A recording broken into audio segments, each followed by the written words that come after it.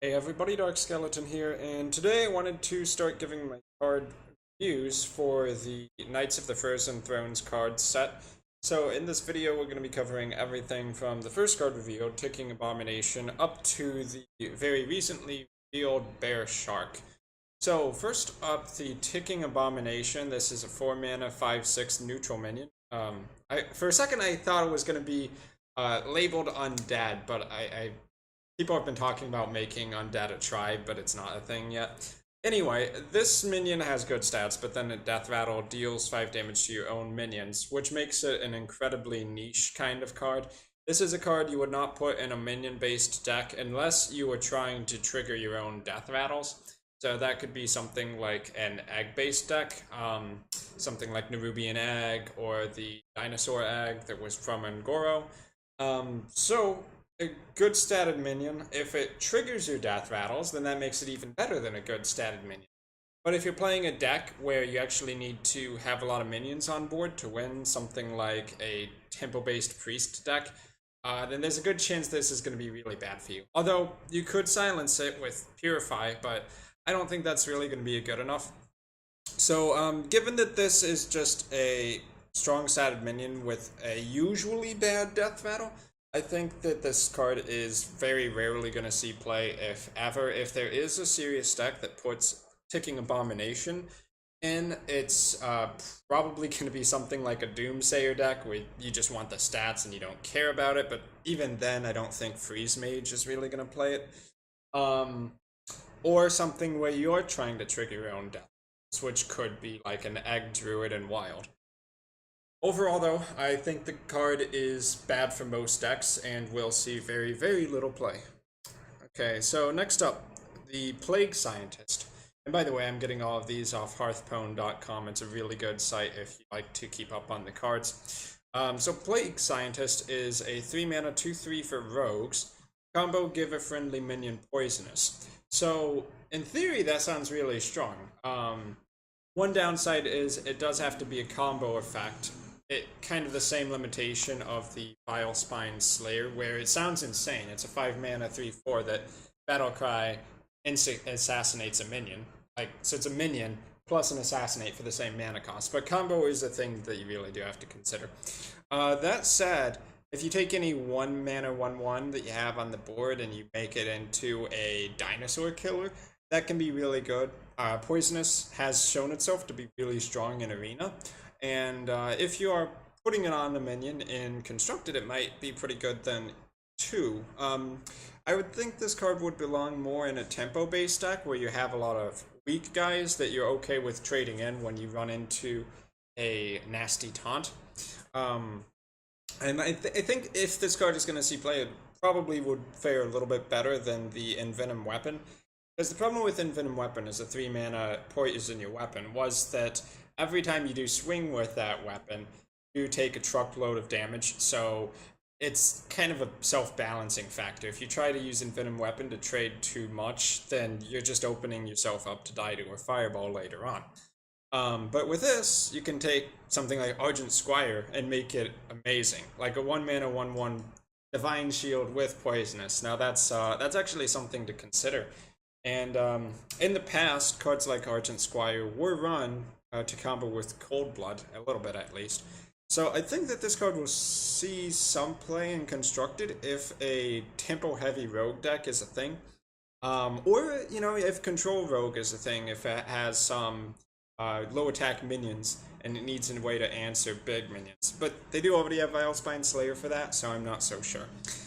In Arena, obviously, this card will be really good because Poisonous is a strong effect there, and the body isn't too bad. You could kind of compare it to the Emperor Cobra, but it's better because that Poisonous effect, it basically can instantly trigger on any minion you have in the field, rather than putting an Emperor Cobra and hoping it survives and hoping that your opponent doesn't play around it. It's like Poisonous with Charge, which is way better than Poisonous that your opponent can respond to. Okay, Icebreaker, a new Shaman weapon, 3 mana 1/3.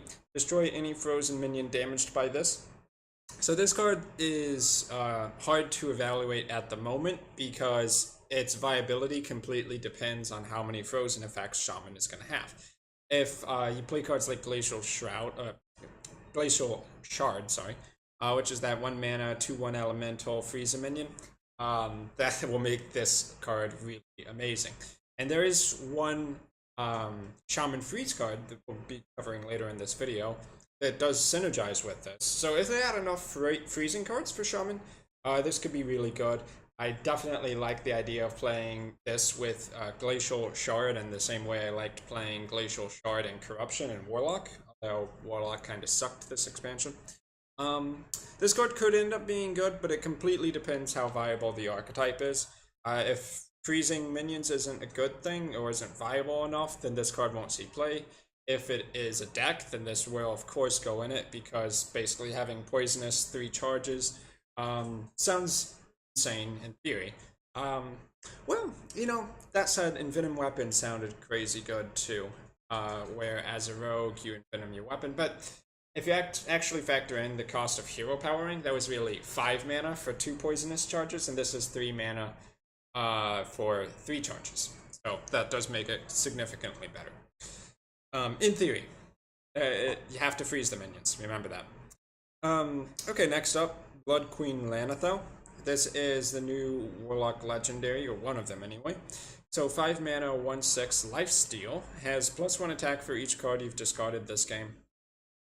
Obviously, this card goes in only one deck, and that is a discard Warlock. Though there can be argued that there might be a couple possible variations of that. The ones that do play Quest, which in the past expansion, or current expansion, sucked because getting the quest out was just unrealistic, and you just die before it happens, or you die on the turn that it happens. And then a Zoo deck, which discards cards, might pretty good with this. It allows you to keep lifesteal going, which means more life taps later on in the game. You don't have to worry too much about running out of life. If you discard a few cards, how many would you need to discard for this to be good? Probably 3. I think a 5 mana 4/6 lifesteal is pretty good, because that is a lot of healing. Can a Zoo discard 3 cards before this comes out? I think in most cases, yes.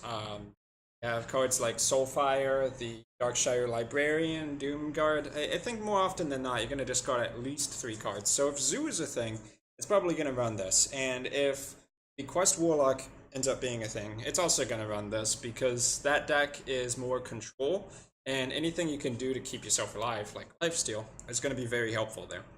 Oh, okay, next up, Bloodrazor, and this is one of my favorite cards so far for this expansion. It's a deceptively weak weapon. So it looks like, oh, 4 mana, 2/2, that sucks. But Battle Cry and Death Rattle, Whirlwind effect, deal 1 damage to all minions, is actually really, really strong in Warrior. You could compare it to Death Spite, where Death Spite did not have it as a Battle Cry, but it had 2 more attack on the weapon itself. But I think, I don't know if it's better than Death Spite. I think it really depends on what deck you're playing it in. You could argue, well, Death Spite was just a solid weapon, but this requires you to play a Whirlwind deck, so it's more niche, but in those niche decks it can be really strong. So if you're trying to play something like a Battle Rage deck, oh my god, insane. Because this just guarantees that whatever minions you have on the field, they're going to take that 1 point of damage, you're going to be able to Battle Rage for 5 cards, and it's actually synergetic enough. I might seriously consider something like a Blood Warriors deck. I've played around a little bit with that, and it's actually not too bad. Like, if you Blood Warriors 3 Doppelgangsters back to your hand, that's like cloning 9 2/2s in the long run. So there could be some potential there. Obviously, 100% put this in a Grim Patron deck in Wild. I don't actually know how good Grim Patron is anymore in Wild, just because Wild, you play every card, it gets crazy. Like, even decks that were good, like a generic Dr. Boom deck, not necessarily good enough. But yeah, if you like a deck that has Whirlwinds, this is the card to go to. It's 2 Whirlwinds and a mediocre weapon in 1 card, and that makes a really strong card at the end. Also, of course, has good synergy with Sleep with the Fishers, which deals 3 damage to all damaged minions. Even that King Mosh, which was released, saw a little bit of play, I think. Anyway, really looking forward to Bloodrazor. Awesome card. just really synergetic with Warrior in general. There's a lot of potential there, and I do expect it to see some serious play. Next up, Prince Taldaram. So this is a 3 mana 3/3. Um, okay, but what's interesting about this card isn't that it's a 3 mana 3/3, but Battlecry, if your deck has no 3-cost cards, transform into a 3/3 copy of a minion. Now, what's the point of a 3 mana 3/3 that can transform into a 3 mana 3/3? Well, it's all about copying the effects of whatever minion you copy. So there is a 4-drop called, I don't remember what he's called, but he's the 4 mana 1/1 that death rattles into a 5/5. So if you copy this, it becomes a 3 mana 3 death rattle into a 5/5 for 3 mana. So that makes it effectively a 3 mana 8/8, sort of delayed, but just in pure stats, that's pretty dang strong. It's like a one of those dinosaur eggs, the one that was released in Ungoro for 3 mana, except it also has 3 attack on the back. And that might not be the best use of it, but you should think of it as a combo card. Anything that has an insane death rattle or just a really strong effect that you want to copy on the cheap. This is the cheapest copy effect in Hearthstone at the moment that does copy like everything about the card except for the stats. So it's kind of like a faceless manipulator, except it costs 2 less mana, which makes a huge difference. Going to be a lot more potential to combo it. The downside is, of course, if your deck has no 3-cost cards, so you have to take out all 3-cost cards from your deck. And some people were pointing out how that can really hurt some decks. Like Shaman, that means you have to lose Hex, or you have to wait until your Hexes are spent in order to play Prince Taldaram. If you're Warrior, you would lose Shield Block. If you're Mage, you can't use Arcane Intellect. So it's a really limiting card in the sense that you have to build around. And that means you lose some other powerful cards in order to put this card, which is definitely powerful for its cost. But is it worth losing those extra cards? Now, I actually just remembered there were cards before the Ticking Abomination. So let's go back for a moment and cover those first few cards.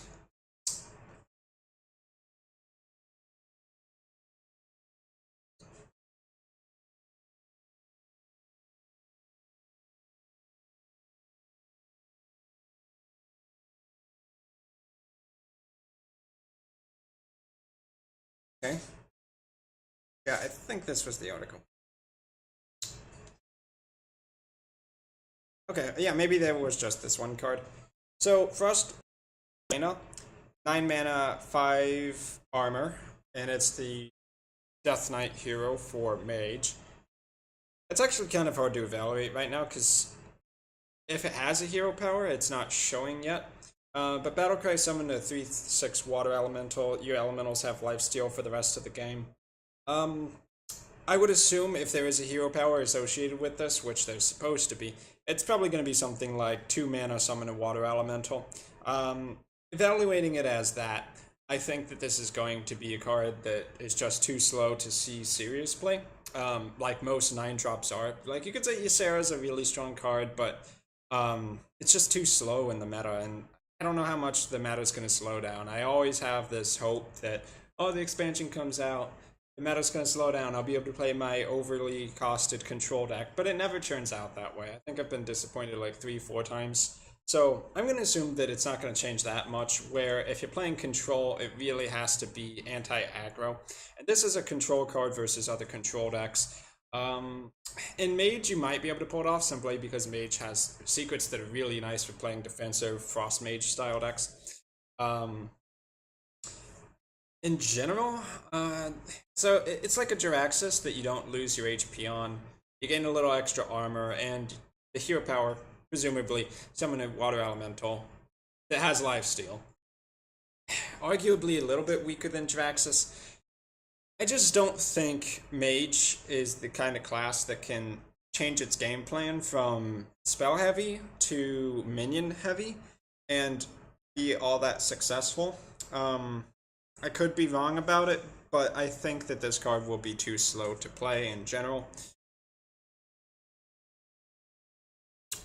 So we'll have to see, and it does depend what the real hero power it is. It could be stronger than that. But yeah, don't get your hopes too much up about a 9 cost card, because most of the 9-10 cost cards, they just don't see play. Like Tyrannitus was a 10 mana 12/12, can't be targeted, saw almost no play outside. Well, I guess that was the Big Easy deck, Big Easy Druid, but even then it was just kind of like you put it in because it's a big minion, and that deck does really well with big minions. So moving on from there, let's see. Ruby and Unraveler. So this is a 6 mana 5/5, spells cost 2 more, and that also applies to your own cards. Probably is going to see no play, partially because A, it screws yourself over as much as it screws your opponent over. B, the stats really suck for the mana cost. And 3, compared to Lothab from the next Rama set, which was 5 mana 5/5, your opponent's spells cost 5 more. It costs more mana, and it's less impactful for that one turn. So if this does end up affecting your opponent, he might like have to Shadow Ward Death it for 5 mana or something like that, and then that'll be the end of it. But I just don't see it seeing play. It costs too much, the stats aren't that good, and the effect isn't that powerful. Next up, Mountain Fire Armor. 3 mana 4/3. Death Rattle if it's your opponent's turn, gains 6 armor. In theory, this card sounds really good, because if you think of it as 3 mana 4/3, gain 6 armor, that's obviously insane. There are cards that are vanilla 3 mana 4/3s, and they're not so bad in Arena, but when you add in a powerful effect like that, it's kind of like a 4 mana card for 3 mana. That said, your opponent has to be the one to trade into it, and a face deck like Pirate Warrior is obviously never going to trade into it. So you have like 2 options. One is you give it taunt and you force your opponent to trade into it. Could be decent, something like a Defender of Argus tempo deck. Or you are so aggressive on your opponent that that they have to trade into your minions because you're the aggressor. And that could mean like Pirate Warrior. I don't think this would go in Pirate Warrior, but if it did, your opponent obviously has to clear all of your minions, so you gain 6 extra armor, and that might mean living 1 more turn, so that on that last top deck, if you miss, like where you needed to draw Arcanite Reaper, you get 1 more chance, and that could be the difference between winning and losing some games. Is that good enough? I don't know. I don't think I would have replaced something like Frothing Berserker with this, so it's kind of on the lower end for a deck like that, but if you can find a way to force your opponent to trade into this as like a Taunt Warrior or a Control Shield Slam type warrior, that is a lot of armor for such a low costed minion. Okay, so last page for now. Professor Putricide, Hunter card. It's a 4 mana 5/4 legendary for hunters. After you play a secret, put a random hunter secret in the battlefield. Now I'm not actually sure about the wording on that card. Because it could mean 2 different things. It could mean basically just get a second secret for free, or it could mean it puts a secret into the battlefield from your deck. Now I believe that this text was just being translated from either Korean or I think it was Korean and Chinese. So I don't know if that's the final text on the card. If it's from your deck, I don't know if that's actually better or worse than if it's just summon a random hunter secret to the battlefield. In a way, it would be better if it's from your deck, because that thins your deck out. Also, in a way, it would be better if it's not from your deck, because then you have to play less secrets, and also it takes away less from the overall power of your deck, because it's adding basically cards magically inserted into your deck, except they're not in your deck. It's like a Discover effect. It creates a card out of thin air, so if there was ever like a fatigue match, which never happens with Hunter, then you wouldn't run out of cards by playing this. I think it's probably going to be the latter, where it's kind of like Discover and immediate... It's not a Discover effect though, jeez. Where you just play a secret and it pulls another secret out of thin air and puts that on the battlefield. And in that case, if you're playing secrets, it might be good enough. I think that this card will really shine in Secret Hunter, which was actually not that bad of an archetype, and this card does go perfectly into that. If you can ever get a combo off, like Futurecide plus, what's it called, the Cloaked Huntress, plus 2 secrets in the same turn for 7 mana. So it's like 7 mana, you get a 5/4, a 3/4, and 4 secrets on the battlefield by playing 4 cards. That's pretty powerful. Even if some of the Hunter secrets aren't as strong as the good ones, it's still a card that could see some play. And 5/4 stats, not too bad. Probably will see some play. I don't think it'll go in every Hunter deck, though. You have to actually be playing enough secrets to justify it. Next up, Ghastly Conjurer. This is a 4 mana 2/6 for mages. Battlecry, add a mirror image spell to your hand. The main strength of this card isn't the fact that it's a mirror image, but that it's a card that wasn't in your deck. So this is a card that can be strongly considered for Quest Mage, because by playing this, you have a 1 mana card that's going to be defensive and count towards that quest that you're building up to, so it's perfect for Quest Mage. Is it good enough in other Control Mage decks? It could be. 2/6 is a decent anti-aggro stat line in current meta, especially when you consider you can add in a Fire Blast to get that 3 damage, which kills a lot of stuff. And then the mirror image can block some damage at a minimum 4, so it's, in a way you could think of it generically as 5 mana, 2/6, heal 5 or 6 damage. So in that way it's a pretty similar to the Jinyu Water Speaker from Shaman, which is currently being considered a really good anti-aggro card. Comparable to that. So really good for Quest Mage, and worth considering for other types of mages. Would it go in Tempo Mage? Probably not, because it's too defensive of a stat line, and you do need to put more pressure on your opponent. Next up, Leeching Poison. When I first saw this card, I was laughing. 2 mana, give your weapon lifesteal, but now I actually think that there's some potential with this card. If you don't have weapon cards in your deck, you're not going to play this, because like a 2 mana heal 2 with your daggers is not good enough. It's not good enough even if it's like Deadly Poison, Leeching Poison on top of your hero power. But this is a heal card for Rogue. Obviously, if you play Assassin's Blade or something like that that has a lot more charges, then this kind of becomes, at a minimum, 2 mana heal 12 over 3 or 4 turns, which is a lot of healing for that.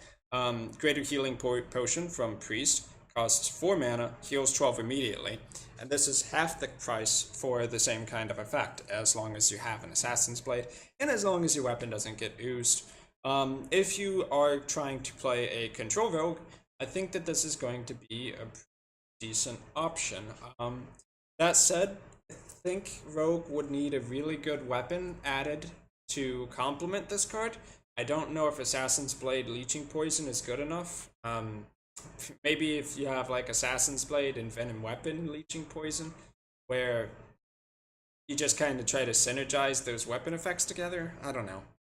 Anyway, if you can get a big weapon to heal with this, there's a lot of healing potential in this, and you can probably stay alive a lot longer than Rogue decks could before. That said, is Control Rogue going to be a thing? Probably not. Control Hunter was never really a thing. And expecting that to change where it's like more beneficial to play passively than it is to play aggressively, probably not going to happen. Pirate Warrior or Evolved Shaman still going to be real threats, so you can't just sit around and hope to heal your opponent to death. That strategy just doesn't work usually. Okay, next up, another mage legendary, Syndragosa, pretty fitting for this expansion. 8 mana, 8/8 dragon, summon 2/0/1 frozen champions, and what the frozen champions do is Death Rattle, add a random legendary minion to your hand. So in a way, it's a lot like Nefarian, which was a 9 mana. Battlecry, add 2 cards from your opponent's class to your hand, but this is legendary minions and a lot slower of a card. Dropping the mana cost by 1 is a little bit helpful, but it's going to be hard to justify in a deck simply because it's too slow. Yes, it has a lot of value, basically being a legendary minion, add 2 legendaries, which sounds really strong in theory, But you have to make those frozen champions die, and that might take a few turns, so you might have to build around it. You could Doomsayer them, I guess, and that's not too bad actually. I guess you would play this with Doomsayer, if you're gonna play it at all. But I do predict it being too slow. That said, it seems like a lot of these cards are trying to push a more control-y archetype. I'm still not gonna hold my breath for that though. So next up, two cards, Bring It On and Cold Wraith. So Bring It On is a gain 10 armor warrior spell. Reduce the cost of minions in your opponent hand by 2, which I think overall is not a very good card. Yes, 10 armor is a lot, but if you get overrun by your opponent in terms of tempo, it doesn't really matter. And the main problem of this card is that it really opens up your opponent's combos to become insanely powerful and just shut you out of the game. If you play this against a mage with Archmage Antonidas, you basically guarantee giving him a couple extra fireballs to finish you off later on. It's a lot better if you can kind of guarantee what's in your opponent's hand, or that you know there's no threats in there. And cards that would be good for that are something like Dirty Rat. You could also play this and then Dirty Rat whatever came out. I guess the order doesn't really matter. Maybe you'd want to do this beforehand to know which card you're quote-unquote discounting or avoid discounting. Though Dirty Rat in itself is discounting a minion because you're just saying, oh, okay, that 7 mana Antonidas, you get it out for free. So if you do play this card, you better have an answer for whatever your opponent's going to put on the board is the general idea there. Against a aggro deck, though, this could be really, really good.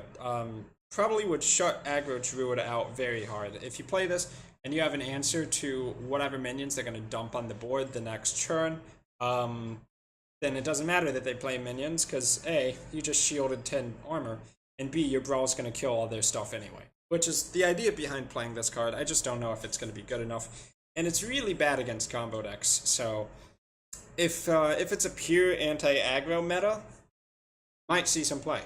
If it's anything else, I think it's kind of risky. And armor, like just gaining extra armor when you don't need it isn't actually that good. Like, the difference between a warrior at 30 health and a warrior at 60 health doesn't really mean much in most decks. Same thing with the priest quest. Doesn't matter if the priest has 40 health if you decide to go the control route and just outvalue the priest anyway, so then they lose because they just ran out of stuff, and it doesn't matter that they have 40 health because you outvalued them. So the other card is a Mage Common, 3 mana, 3/4, Cold Wraith. Battle cry if an enemy is frozen, draw a card. Probably sounds better than it actually is, because frozen is not the easiest effect to get off. Obviously, if you're building a pure kind of tempo frost deck, this has some potential. Might be pretty good in wild actually, because you have cards like Ice Lance over there, and the Chugga Chugga, what's it called, like the Snow Shoveler mech or something like that. The more freeze effects, the better this card becomes. A 3 mana 3/4 is okay stats, like just in general. It's probably not going to go in something like Freeze Mage though, because you don't really care about the minions there. It would be more like a Cryomancer, Tempo Frost deck that plays Cryomancer, Cold Wraith, Water Elemental, maybe a Glacial Shard, Frostbolt, just like all the frost freezing cards. And the more freezing cards you have, the better this becomes. I do look forward to something like a Frost Mage tempo deck being a little bit better. And that might actually be the deck where Frost Queen Jaina becomes good enough, because Battlecry summon a Water Elemental, and I'm gonna guess that the hero power is also gonna have something to do with Water Elementals or some kind of freeze effect, because it's Frost Queen Jaina, right? So just like a value tempo mage deck might see some play. We'll have to see. Adding Cryomancer as a theoretical 5 mana 7/7 wasn't good enough before, but maybe it's good enough now, who knows. And the last card so far is Voodoo Hexer, which is the card that synergizes with that new Shaman Axe. I thought this was a mage card at first because it had a freeze effect, but no, it's actually a Shaman Taunt minion. So it's a 5 mana 2/7, similar to that Warrior Taunt minion, the Super Armor Smith, whatever he's called.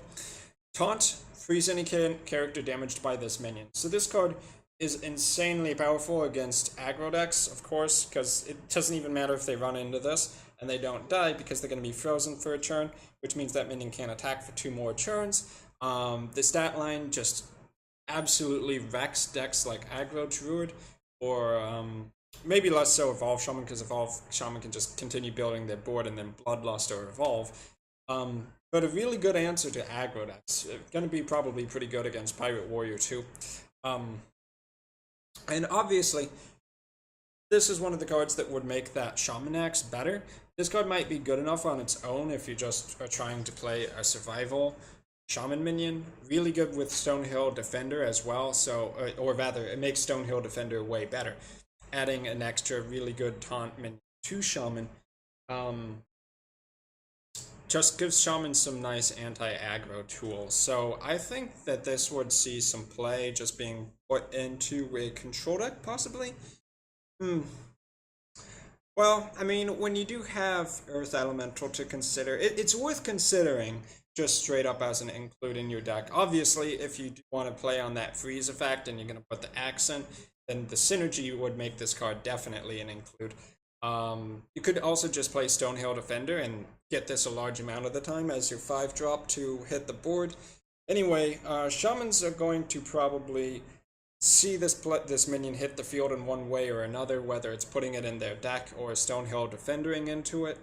And it does give Shaman some more survivability. So, combined with cards like Volcano, I don't know if this is going to just encourage Jade decks to be a serious thing in the future, or if just a straight up control Shaman would work. But it's a really solid card, and I think this will see some play. So, oh yeah, okay, one more, guys. Bearshark, it's a 3-mana 4/3 Hunter common. Can't be targeted by spells or hero powers. It's worth mentioning that Fairy Dragon, which is a 2-mana neutral dragon, 2-mana 3/2, kind of a comparable stat line, can't be targeted by spells or hero powers, did see play in the past in decks like Tempo Warrior, partially because there weren't really any good 2-drops for warriors to put in, at least at the time. But also partially because can't be targeted by spells or hero powers is actually an effect worth considering. And if you combine this with a Houndmaster on the following turn, you would make a basically a 6/5 can't be targeted by spells or hero powers. And the bigger your minion is, the more powerful that effect becomes. Also, it would have taunt. So I don't know exactly if this card's going to see play, because by itself it's actually not that amazing, and Hunter does have a lot of really good early game to mid-range minions already. It's worth considering. I think if you do want to play mid-range and you do plan on following it up with Houndmaster, it's quite good. So it might be just another solid minion that goes into Hunter decks.